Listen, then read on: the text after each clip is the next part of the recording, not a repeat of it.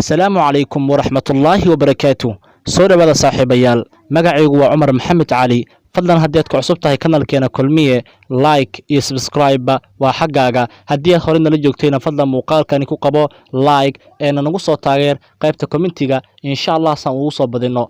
برنامج كيننا وقيبتي لباد ايدين سو قد بينيني اهايد تاريخ ذا كوبان إمام كوين إمام الشافعي فضلا هداد حيسيسو قصديسا oo dhameystiran si aan kugu soo gudbino fadlan kanalka rukumo si ay ku soo gaaraan muuqaaladeena oo idil fadlan ku soo dhawaada muuqaalka oo halka ka sii faahfaahsan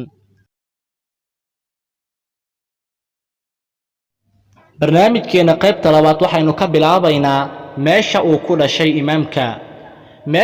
dhashay imaamku Allah u naxariistee waxa lagu sheegaa laba meelood oo kala ah Asqalaan iyo Gaza al-Hafid ibn Hajar al-Asqalani wuxuu yiri labadooda waxa xoog badan inuu ku dhashay Asqalaan waxa sidaas soo guuriyay culimo aad loogu kalsoon yahay oo kamid ah ahlu xadiidka kuwaas oo kala ah ibn Abi Hatim Abu Hatim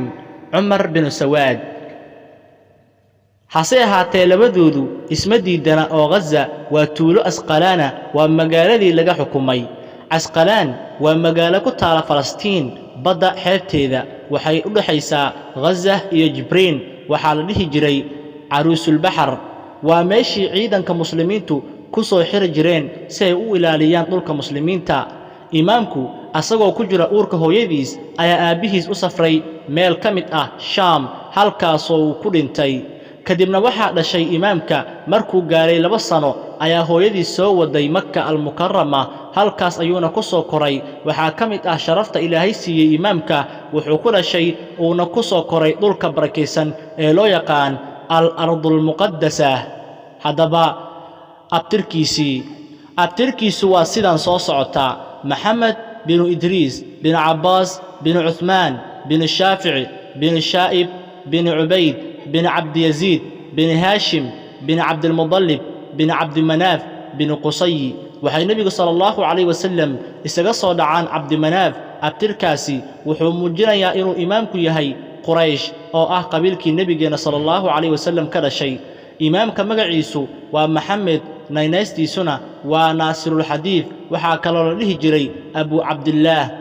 hooyadiis waxay ahayd reer Asad diinta islaamkana aad ay u taqaanay waxa la soo guuriyay qiso ah imaamka hooyadiis iyo naag kale iyo nin ayaa maxkamad marqaati ka furayay markaas qaaligii Makka al-Mukarrama wuxuu damcay inuu 2 meelood kala fariisiyo labada dumar ah markaasay imaamka hooyadiisa waxay ku tiri qaaligii xaq uma lihid inaad na kala fogeysid waxayna soo dalishatay aayadda 282 ee al-Baqara oo macnaheedu yahay deenka marqaatiga uga dhiga 2 nin hadaad weysaanna uga dhiga nin iyo 2 dumar ah si haddii midi ilaawdo mida kale u xasuusiso wuxuu yiri al-Hafid ibn Hajar al-Asqalani kani waa daliil xoog badan oo dadku la wada iman karin taas waxay tusinaysaa aqoonta ay u lahayd diinta fadlan dhageystow qisadeeni halkaas ayna ku soo afmeerayna hadaba si aan u soo badino waa adigii